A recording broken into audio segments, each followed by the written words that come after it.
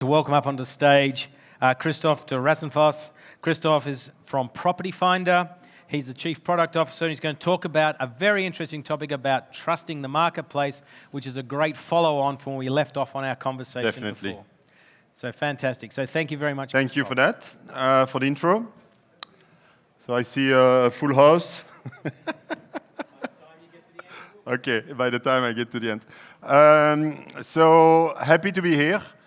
My name is Christophe de Rassenfosse, so that was close in terms of pronunciation. Thanks, Simon. The topic is how to build a trustworthy marketplace. And when I was thinking about the topic, I thought, okay, I'm going to be the boring guy that tells you how to get your basic right. Now, through the conversation, and actually from the first presentation, it was clear that trust is the center of the marketplace, and you cannot let that go. It's not about new technology. It's not about how good you are in the lead generation. It's really about creating that ecosystem. So that comes in the right timing. Now, let me start with a quick poll, and so you are the guinea pig here. But I would like to know, from a marketplace point of view, if you know how many of your leads are answered. Raise your hand if you know that number. I see 2, 3 people in the back. Cool. So, technically speaking, what I also want to know is how many of our leads are not answered. It's not because it creates,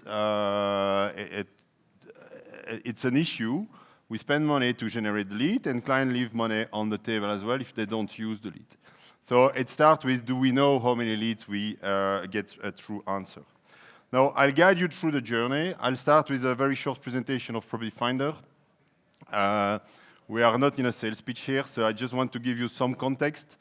We are in the Middle East, undisputed number one in the region, especially UAE, Qatar, Bahrain. We are also operating in a hyper-growth market in Egypt, and Saudi is the next big thing.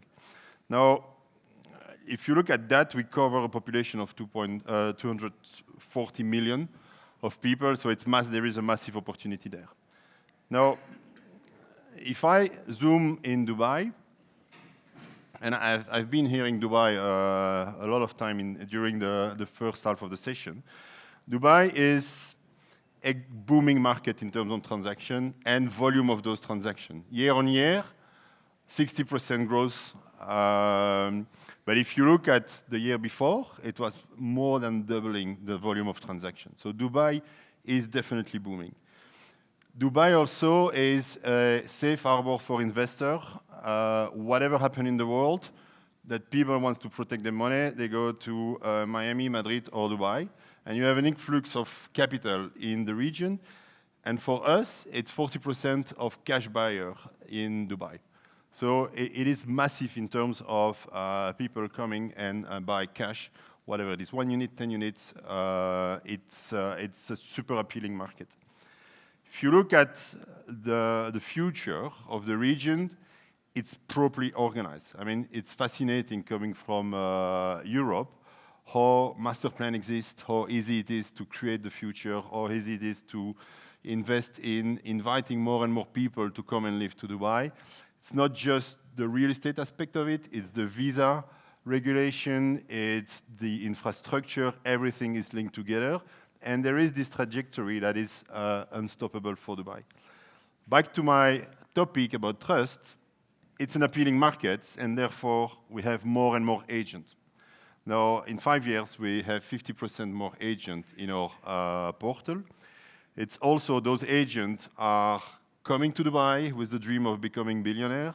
Some of them will make it, some of them won't. They fly back, and then you have a new charter with 500 agents that's coming in Dubai. So that's really the core of our problem. It's not regulated. So real estate in Dubai, everybody can do that. You need a license, you need to pay. Once you have your license, you can move on, and you are client-facing. So that's become a problem if you think in the big picture. Now, Property Finder is nothing more than a traditional real estate portal. We are quite successful, quite focused on that. What we do is we sell a subscription model. The pricing is super flexible and super granular. It's linked to the commission pool, obviously, and we sell visibility on the website. So we have, Malcolm mentioned it, premium, feature, and standard listing. That's basically what we do. Now, we have some side projects like mortgage. We do have some media revenue as well. But the majority comes from that model, which then means that the battlefield for our client is the visibility in the result list. So it's as basic as that, and we do that quite successfully. Hyper growth revenue and super nice margin. Now, Property Finder stands for quality in the market. We launched 7 years ago the tag verified, which was it was also mentioned in one of I think it was Malcolm when he presented Bing Real Estate will favor verified listing so that you know it's not fake listing. We launched that 7 years ago. There is 20 parameters that we monitor to make sure that Property Finder can transpose the trust, can put this quality stamp on the listing. Now, every second we have 4 listings that are getting verified on our platform. We have roughly 2 million units transiting on our platform in Dubai every year. And we have some quality score, which means that we qualify the listing. Also, there is plenty of dimension of that. And most of our clients play the game, and we have a super high quality score in average. So this is good. Now, I was laughing the other day when Airbnb announced that they will also launch a verified listing. It means that even big name, big UI, worldwide brand wants also to make a quality stamp on, to provide this quality stamp on their listing. Now, if you change a bit your perspective. Now, the reason why I joined Property Finder, I mean, I'm passionate about marketplace. I've been doing that for 15 years. And Property Finder is committed to remove any friction in the home search journey. So the map you see and every dot is an interaction that is happening on our website. Now, we are quite good at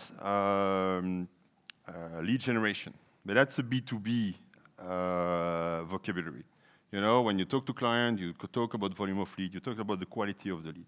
I want to change the perspective and put the consumer at the center of the discussion. So every dot is one individual that talks to an agent, okay? And that's real time. Now, having that in mind, you move away from this notion of leads and you move to conversation. And here again, conversation was a hot topic in the afternoon. We have more than 7 million conversations starting on Property Finder. And guess what? I mean, those conversations are initiated from a phone. So there is, because it's a phone, there is this instant gratification notion that comes into play, and people are expecting an answer. Consumers do expect an answer. And we have some metrics that says, okay, 44% of those conversations are taking place within an hour. So we could say, okay. The issue comes with the following. 30% of those conversations never happen. So again, translating that into leads, it's 30% of the leads that are not answered.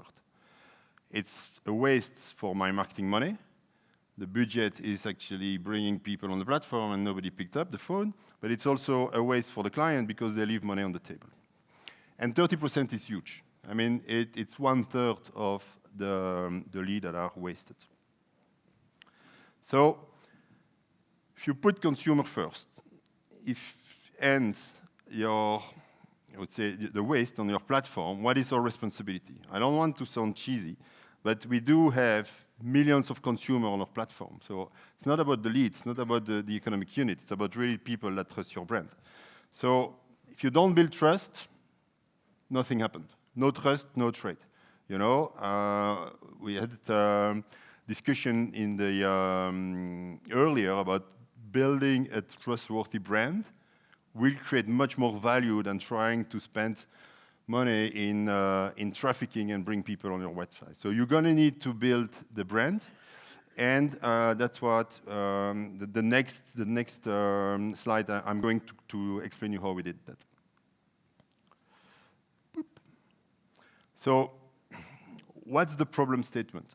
We do NPS survey every quarter, and we see a pattern. People don't trust agents. Okay, so it's a variety of reasons.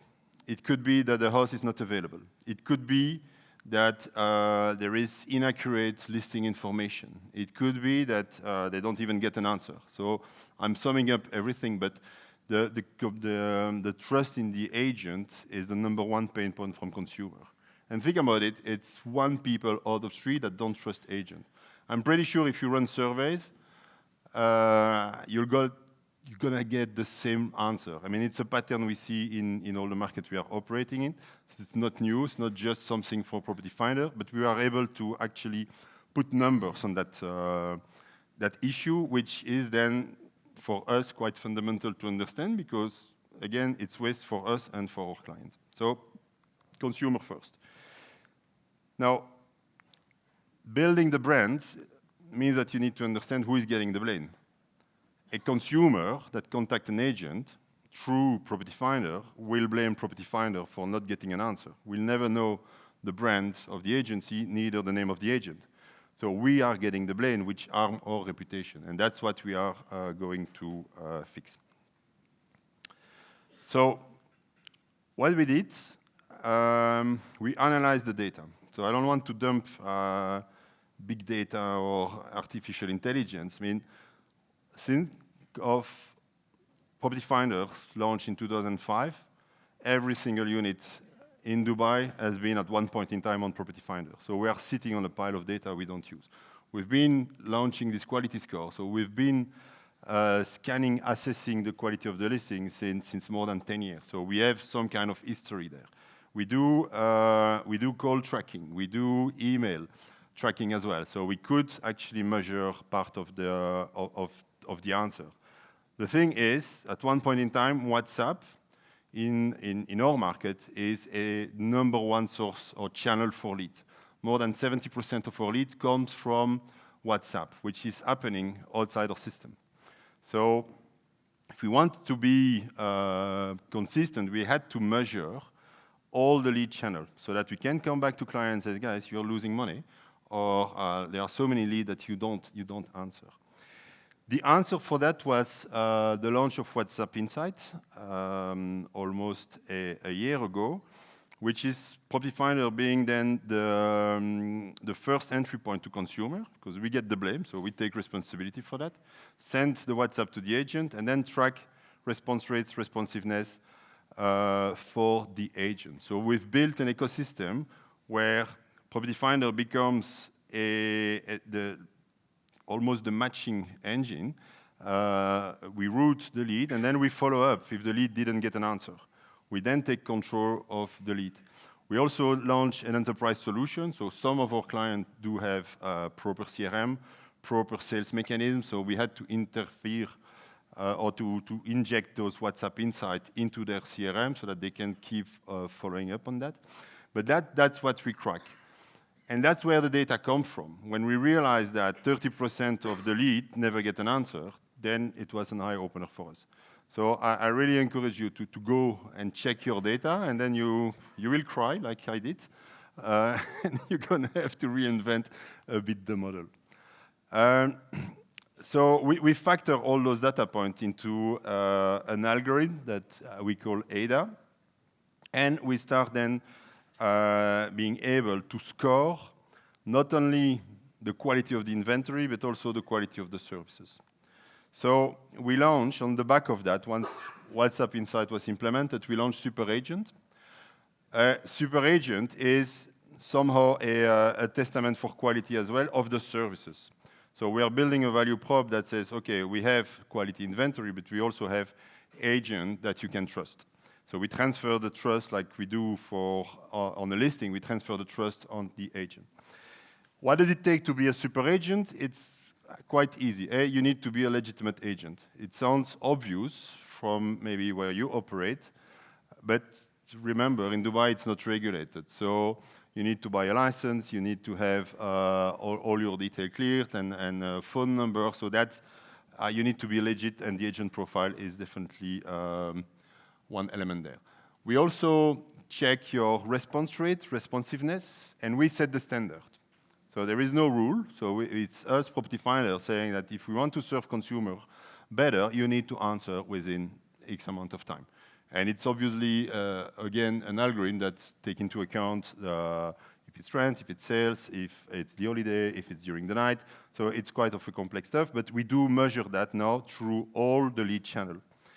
We also look at how diligent that agent is to provide the right information on the website. So we look at this average quality score, at the listing quality score, making sure that that agent is continuously improving the experience on the listing front. And obviously the transaction history, if you are an expert in the community, if you have, if you can close deal, that is something we factor as well. That's one thing. So, and then you got your super agent status. The point was not to distribute badge. The point was really to educate all the market. So we also release a back-end solution for all the agents, explaining where they are to our quality standard. So we really want to educate the agent and making sure that they do understand where they are losing points or where they can improve. It's quite obvious, you know, you put them in a competition, you give them a bar, and then they're going to reach the bar or not, and then it's also a conscious front. Now, I think what matters, so remember the battlefield is the rank, is the SERP, is the result list.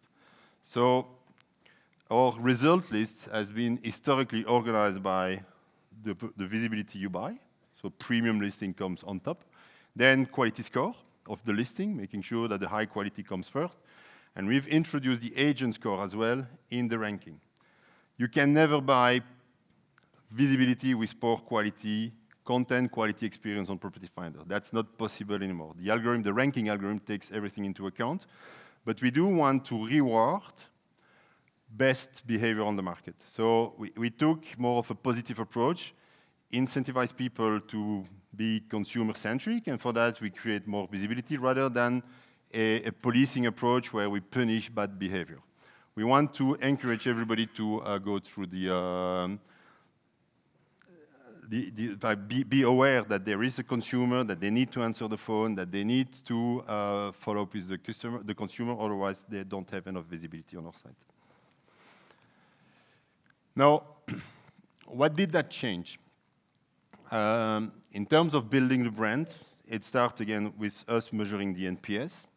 What we saw is, on the one hand, that the responsiveness of agent improved by 35%. So the waste of lead definitely is reduced. Agents love it.